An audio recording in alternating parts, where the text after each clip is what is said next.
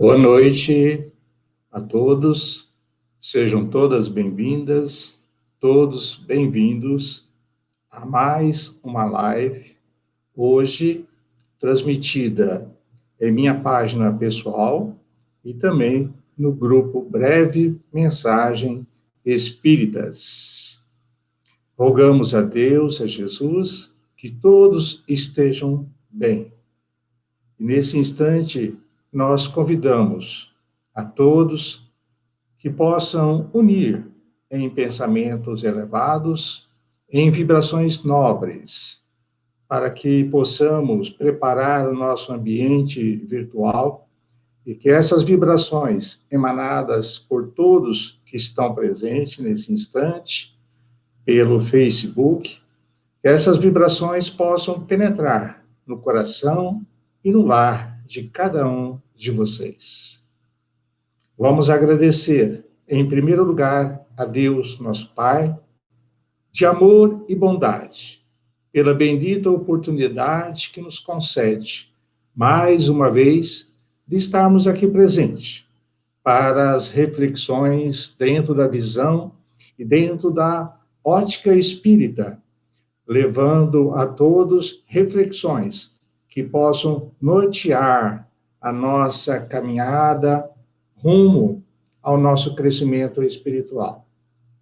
Portanto, Pai, nós somos gratos a Ti, a Jesus, aos benfeitores espirituais, por nos permitir que possamos estar unidos virtualmente, respeitando as restrições do momento que o nosso planeta passa. Entendemos e aceitamos a situação do momento. Estamos lutando todos para poder, o mais breve possível, reverter essa situação.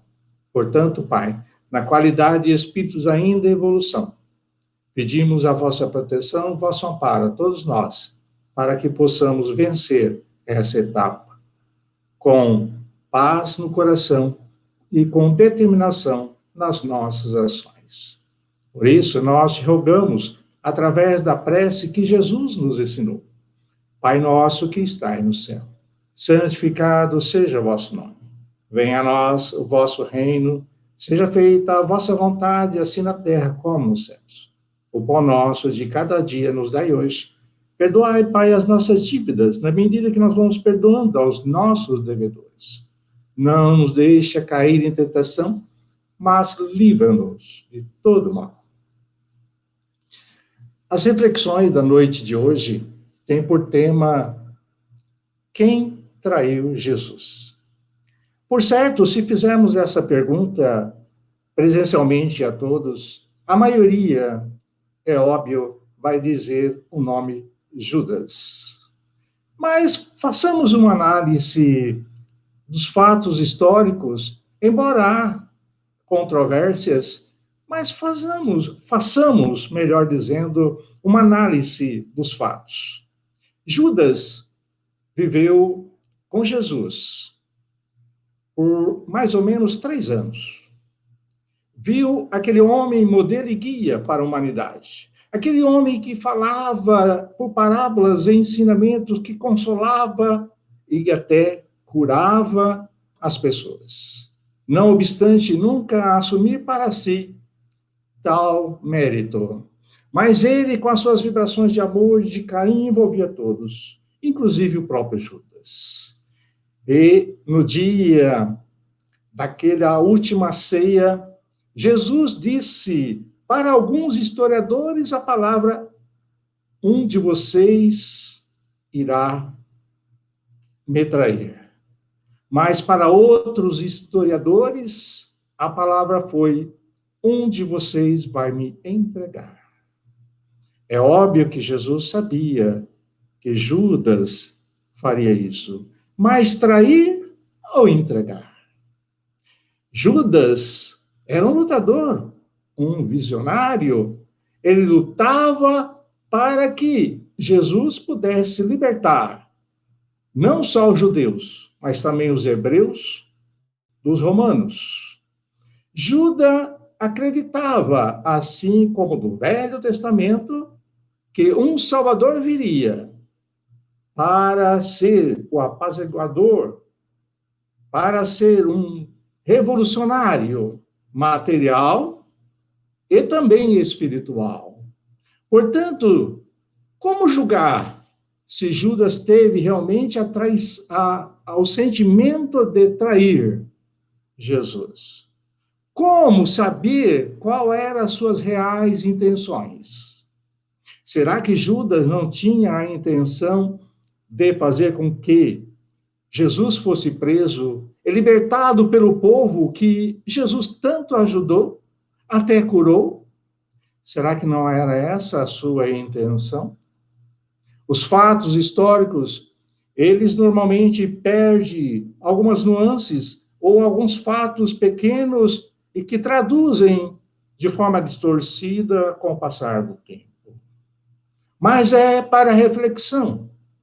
Pessoalmente, eu não acredito na traição pura e simples de Judas, mesmo porque ele estava ali, junto com Jesus. E, por certo, não teria esse sentimento em seu coração, não obstante a sua performance de pessoa não muito bem vista naquela época. Mas vamos a Pedro. Será que Pedro, quando negou Jesus por 3 vezes, ele traiu Jesus também? Porque, olha, ele negou 3 vezes consecutivas e foi avisado por Jesus que faria isso. Mas como julgar Pedro? Como saber se realmente ele tinha essa intenção em seu coração? Foi o primeiro apóstolo que Jesus encontrou, que chamou, que o convidou. Ficou em sua casa por algum tempo. Será que Pedro realmente traiu Jesus negando? Ou a sua intenção era preservar somente a sua vida? Aí era uma traição. Mas seria preservar a sua vida e dar seguimento aos ensinamentos de Jesus?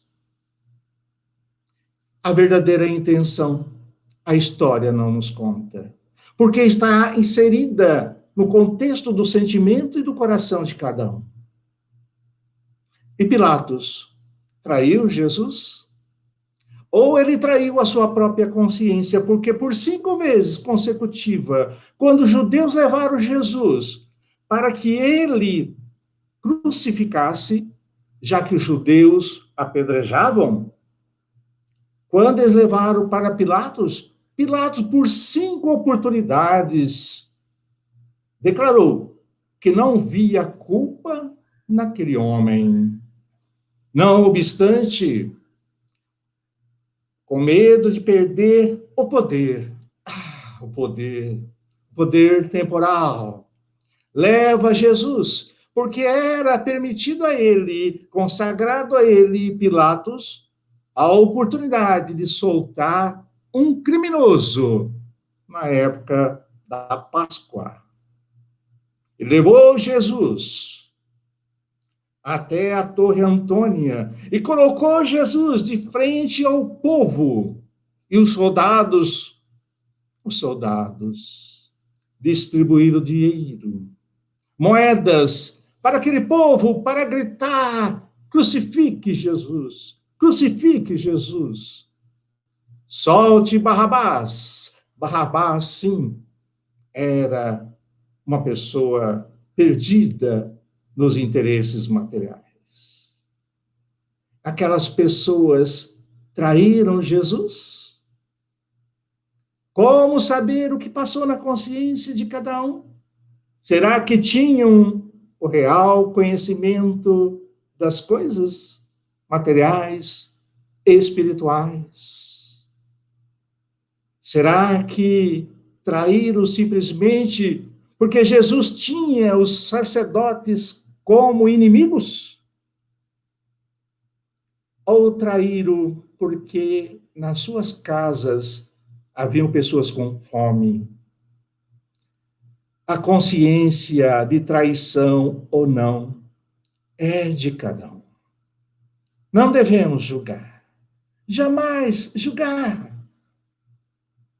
Um outro fato interessante que talvez se perdeu nos fatos históricos é que alguns historiadores contam que Judas, após o ato de entregar Jesus ou trair Jesus, ele se arrepende e tira a própria vida. Mas alguns historiadores já não relatam assim. Diz que ele comprou uma propriedade e lá foi morar, porque ele era um visionário. Como ele poderia tirar a sua própria vida?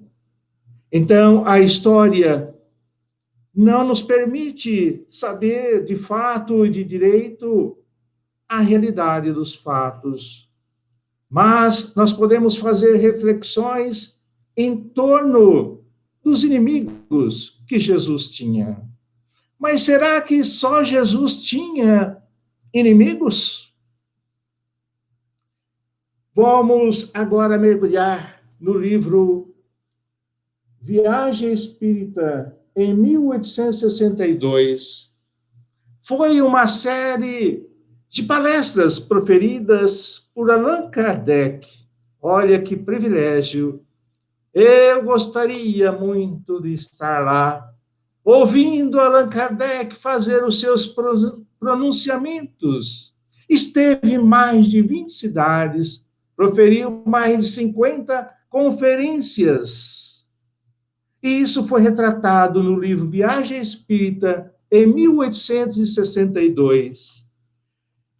E é um livro que foi traduzido por alguém que morou em Araraquara e que foi um espírita exemplar, vivenciou a causa e também a casa espírita onde ele frequentou aqui em Araraquara. O Alice Leal B. Rodrigues. Ele traduziu esse livro que conta os pronunciamentos de Kardec. E esses pronunciamentos, essa viagem espírita em 1862, Kardec fez em função do convite de 500 espíritas da cidade de Lyon, na França. Kardec discorreu a respeito das observações que ele pôde pessoalmente constatar. Ele descreve os imensos progressos efetuados pelo Espiritismo já naquela época.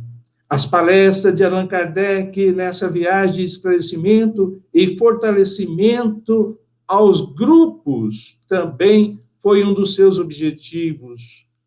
E essas observações, esses esclarecimentos, esses fortalecimentos, tornaram-se indispensável auxílio aos grupos espíritas, tanto no que diz respeito à organização e administração da sociedade espírita, como no que concerne à doutrina espírita. E aí nós chegamos ao ponto crucial, onde eu peço a permissão para ler alguns trechos desse livro, porque são depoimentos pessoais de Allan Kardec, e eu não quero omitir, ou nem suprimir, ou nem aumentar algumas palavras que poderão dar uma conotação diferente. Será que Kardec, o codificador da doutrina espírita, também teve inimigos? Assim como Jesus?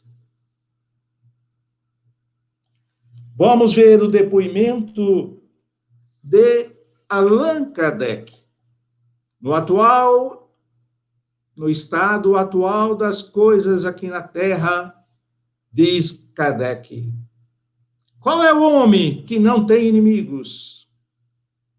Para não tê-los, é preciso não habitar aqui, pois esta é uma consequência da inferioridade relativa de nosso globo e de sua destinação como mundo de expiação. E Kardec, no seu memorável discurso, volta a perguntar àqueles ouvintes privilegiados que lá estavam: bastaria para não nos enquadrarmos na situação praticar o bem? Ou seja, bastaria não ter inimigos praticando bem? Ou seja, praticando bem nós não teríamos inimigos? E ele mesmo responde: não, o Cristo está aí para prová-lo. Se, pois, o Cristo, a bondade por excelência, serviu de alvo a tudo quanto a maldade pôde imaginar, como nos espantarmos com o fato de o mesmo suceder com aqueles que valem 100 vezes menos? Ou seja, mesmo que você pratique o bem, você poderá ter inimigos. O mais importante é você não ser inimigo de ninguém. E aí Kardec complementa: o homem que pratica o bem, isso dito em tese geral, deve, pois, preparar-se para se ferir na ingratidão. Então, todos aqueles que fazem o bem devem estar preparados, devidamente, conscientemente, para a ingratidão, para ter contra ele aqueles que, não o praticando o bem, são ciumentos da estima concedida aos que o praticam. Olha o tão fervoroso e real do codificador da doutrina espírita, Allan Kardec. Não praticando, aqueles que não praticam o bem, são ciumento da estima concedida aos que praticam. Mas Allan Kardec disse: um benefício nunca está perdido, não obstante os inimigos que possamos encontrar pela frente. E Kardec complementa, ainda pedindo a permissão para a leitura do texto escrito por Kardec. Pondo qualquer questão pessoal de lado, tenho adversários naturais nos inimigos do Espiritismo. Ou seja, ele tem adversários naturais dos inimigos do Espiritismo. Na época, as religiões, elas tinham uma dificuldade de entrosamento, graças à evolução. Hoje, os grandes líderes de várias religiões se unem na ONU, em vários lugares, para discutirem um planejamento para ajudar a humanidade como um todo. Cada um dando a sua cota de contribuição, cada um dando as suas opiniões, os seus pareceres, dentro de cada filosofia, dentro de cada doutrina.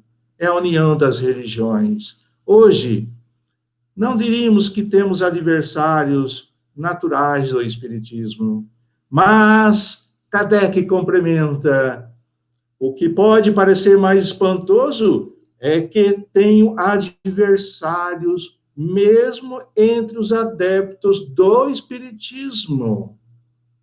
E aqui nós estamos entre espíritas e simpatizantes da doutrina espírita. E perguntamos como isso é possível. Já na época de Allan Kardec, ele já tinha adversários, mesmo entre os adeptos do Espiritismo. Aí ele explica, ora, nessa área é que uma explicação se torna necessária. Então, entre os que adotam as ideias espíritas, há, como bem sabeis, 3 categorias bem distintas. Ele disse bem sabeis porque ali ele estava no auditório somente de pessoas espíritas e pessoas que estavam realmente estudando a doutrina espírita. Então, bem sabeis que existem 3 categorias de espírita. O primeiro, os que creem pura e simplesmente nos fenômenos das manifestações, mas que deles não deduzem qualquer consequência moral. Ou seja, participa, acha belo, bonito, as manifestações, os fenômenos materiais, os fenômenos das manifestações em si da mediunidade, mas que não vê nenhuma consequência de renovação interior, de reforma íntima para si mesmo.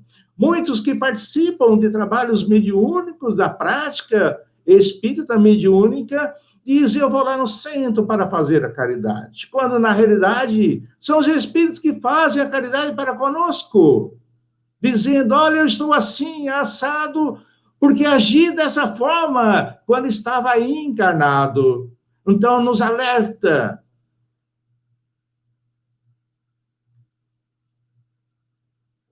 A segunda categoria, os que percebem o alcance moral, mas o aplicam aos outros e não a si mesmo. Vocês têm que fazer, vocês têm que ter paciência, vocês têm que estudar, vocês têm que fazer isto ou aquilo. Nós temos que fazer. Afinal de contas, estamos todos no mesmo barco. Estamos todos no planeta Terra, no planeta de provas e expiações.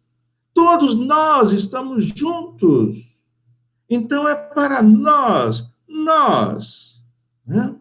E a terceira categoria, os que aceitam pessoalmente todas as consequências da doutrina e que praticam ou se esforçam por praticar a sua moral. Os que aceitam pessoalmente todas as consequências da doutrina e que praticam ou se esforçam por praticar a sua moral. Aonde nós estamos enquadrados? Na primeira, na segunda ou na terceira categoria. É uma análise individual, é uma análise pessoal de consciência. E Kardec complementa: entre vós bem o sabeis, são os espíritas praticantes, aqueles que se esforçam por praticar a moral da doutrina espírita. Esses são espíritas praticantes, os verdadeiros espíritas. E Kardec diz: essa distinção é importante, pois que bem explica as anomalias aparentes. Sem isso, seria difícil compreendermos as atitudes de determinadas pessoas. Ora, o que preceitua essa moral que Kardec fala, que a doutrina nos fala? O que é essa moral que nós temos que saber? Nós temos que saber para colocar em prática no dia a dia das nossas vidas. O que é esta moral? O que preceitua essa moral? E Kardec explica aquele auditório tão repleto de inteligências. Amai-vos uns aos outros, perdoai os vossos inimigos, retribui o bem ao mal, não tenhais ira, nem rancor, nem animosidade, nem inveja, nem ciúme. Sede severo para convosco mesmo, indulgente para com outros. Tais devem ser os sentimentos do verdadeiro espírita, daquele que atém ao fundo e não à forma, do que coloca o espírito acima da matéria. Esse pode ter inimigos, mas não é inimigo de ninguém, pois que não deseja o mal a quem quer que seja, e com maiores razões não procura fazer o mal a ninguém. Kardec ainda elucida aos presentes na reunião que foi na cidade de Lyon, e também de Bordeaux. O Espiritismo tem por divisa: fora da caridade não há salvação. O que equivale dizer: fora da caridade não pode existir verdadeiros espíritas.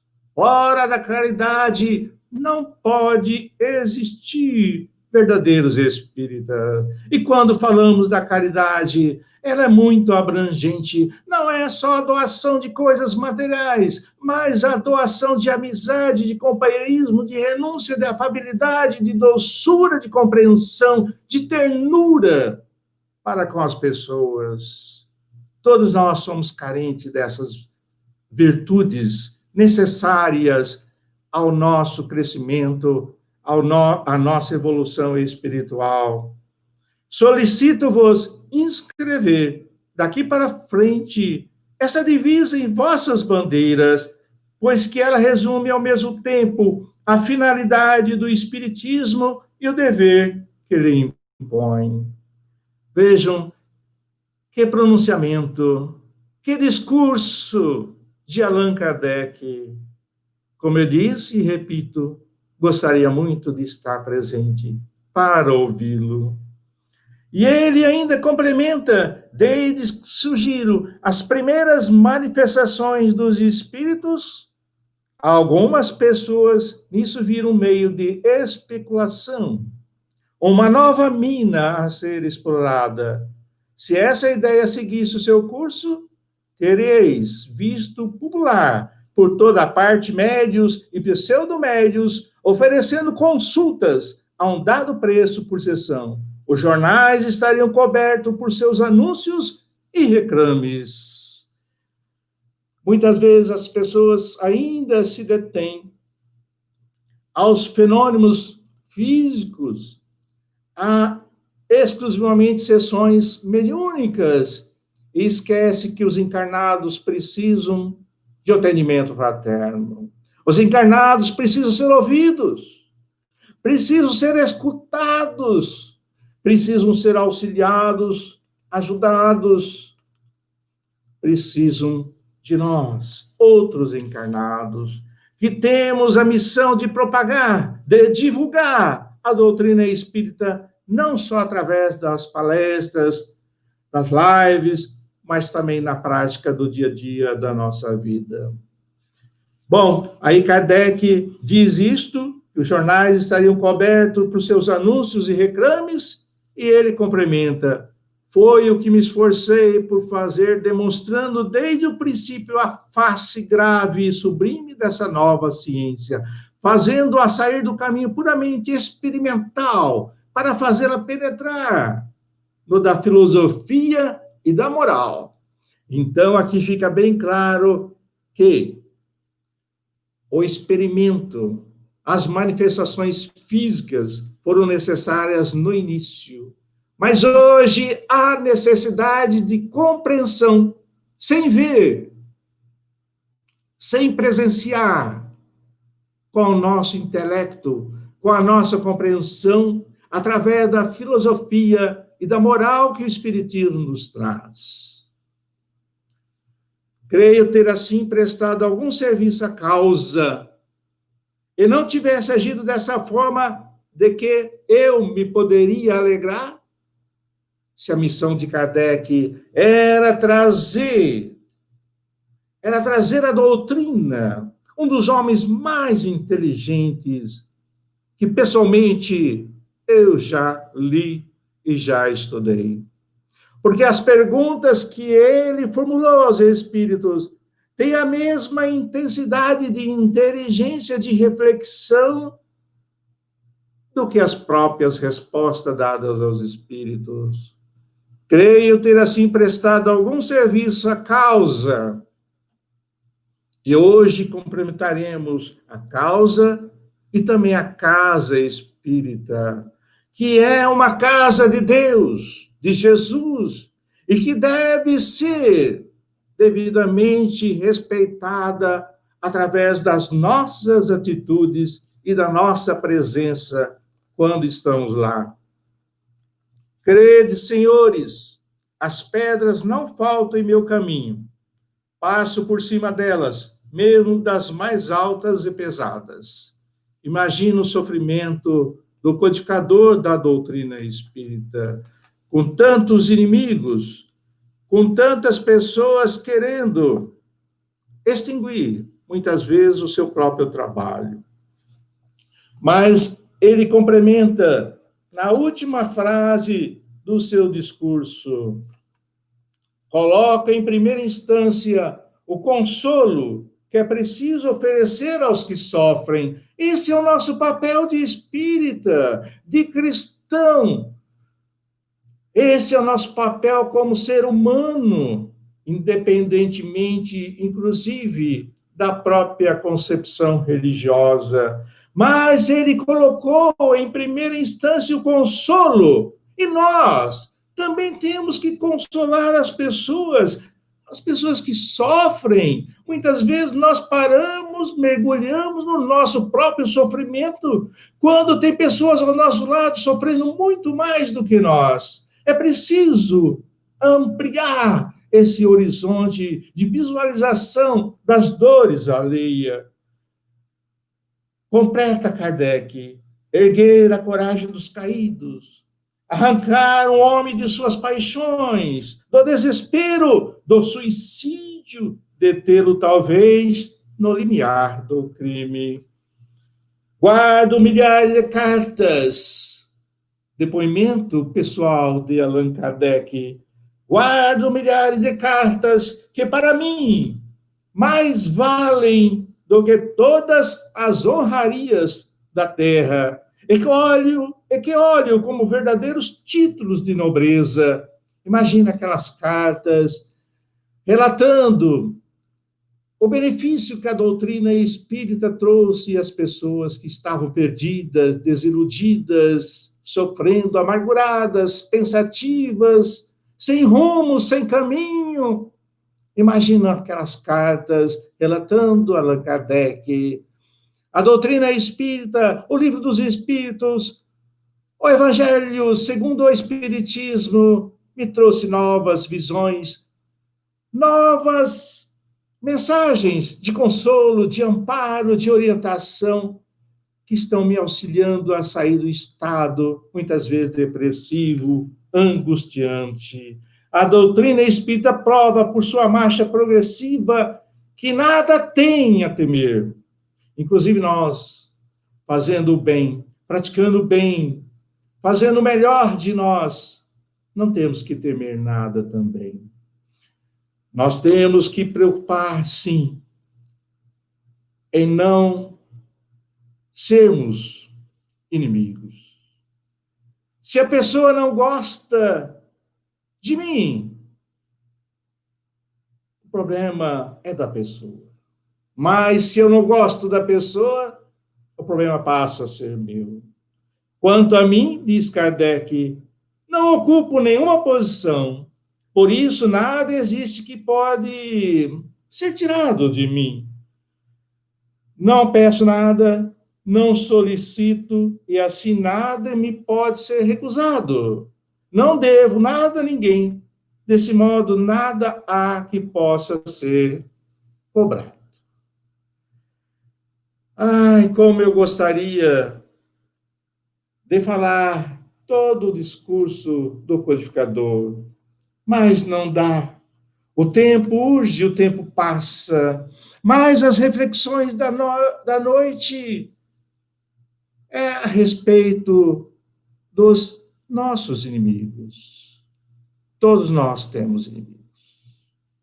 Infelizmente. Porque Kardec mesmo explicou, estamos num planeta ainda de provas e expiações. Não é por culpa da doutrina, nem por culpa de qualquer outra religião, mas pelo próprio caminhar de evolução da criatura humana, que muitas vezes se pega ao poder temporal, achando muitas vezes que o poder lhe dá autoridade sobre tudo e sobre as pessoas. Jesus foi o modelo e guia, exemplificou, pregou, esteve entre nós, teve inimigos, mas superou, porque Jesus sempre dizia, eu não sou do mundo. Eu vim ao mundo, mas não sou do mundo. O meu reino não é desse mundo. Talvez aí Judas entendeu melhor, porque Judas esperava de Jesus alguém que vinha transformar, que vinha lutar contra o Império Romano. Você tem inimigo encarnado? Reze por ele. Ore por ele. Não queira mal. Faça prece. Porque assim como ele é seu inimigo hoje, ele pode ser inimigo de várias outras pessoas. E não contar com a retribuição de prece e de orações para que ele possa melhorar. Então faça a sua parte. Cultive a amizade. Cultive o bom senso. Tenha disciplina nos pensamentos, nas atitudes. O verdadeiro espírita se reconhece pela sua transformação moral. Com o passar do tempo, nós vamos melhorando, não resta dúvida. Mas muito ainda fica estacionado no subsolo da ignorância, da perseguição, dos ativismos pessoais, do mando, do descrédito, da volúpia, da ganância. E nós não podemos entrar nesse cipoal, nesse campo minado de deficiências morais, estruturais, filosóficas, dessas deficiências, inclusive emocionais, que trazem prejuízo ao nosso corpo físico e à nossa mente. Não devemos julgar ninguém. E ninguém também não deve nos julgar. Estamos todos juntos. Somos todos aprendizes do Evangelho. Temos que crescer, um ajudando o outro, não atropelando, não pisando, não passando por cima.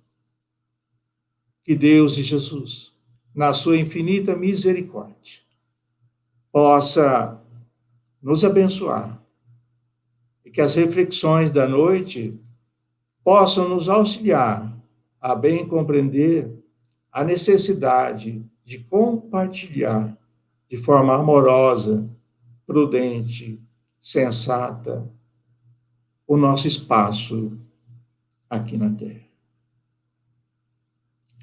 Nesse instante, nós vamos finalizar com a prece de encerramento e gostaríamos de pedir a vocês que tem alguém em mente que passam por problemas mais graves, por provas, mais por expiações, esteja internado em leito de dores e hospitais, mentalize essa pessoa e peça por ela.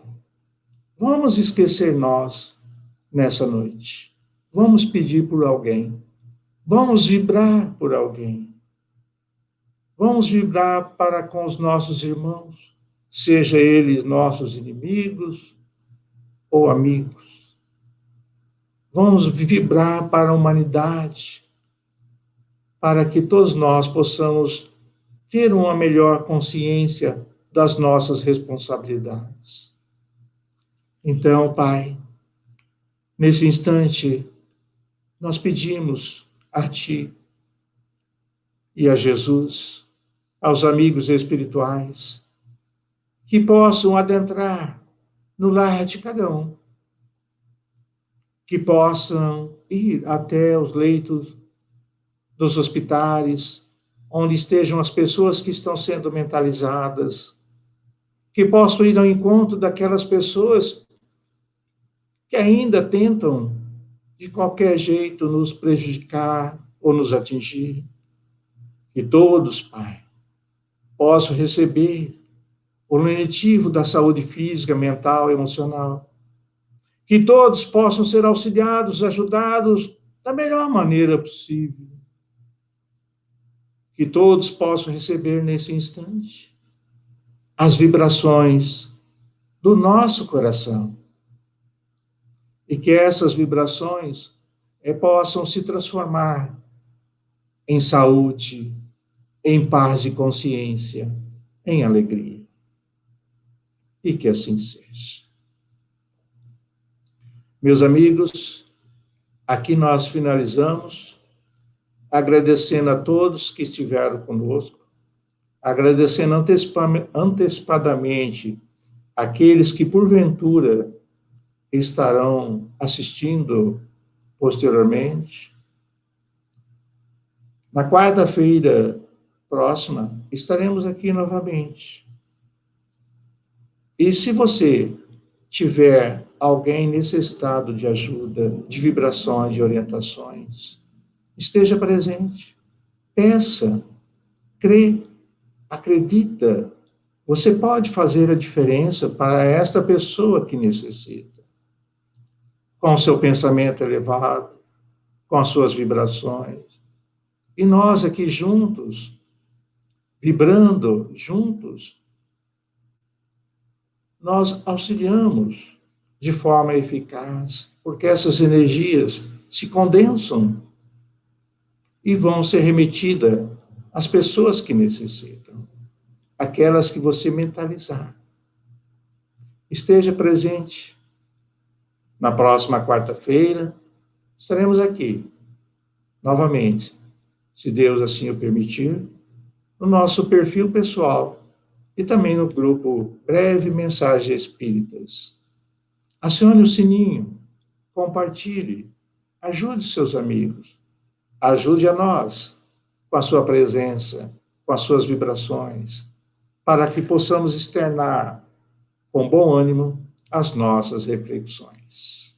Fique em paz. Que Deus e Jesus possa permitir que todos nós tenhamos uma semana de paz e de bênçãos. Até!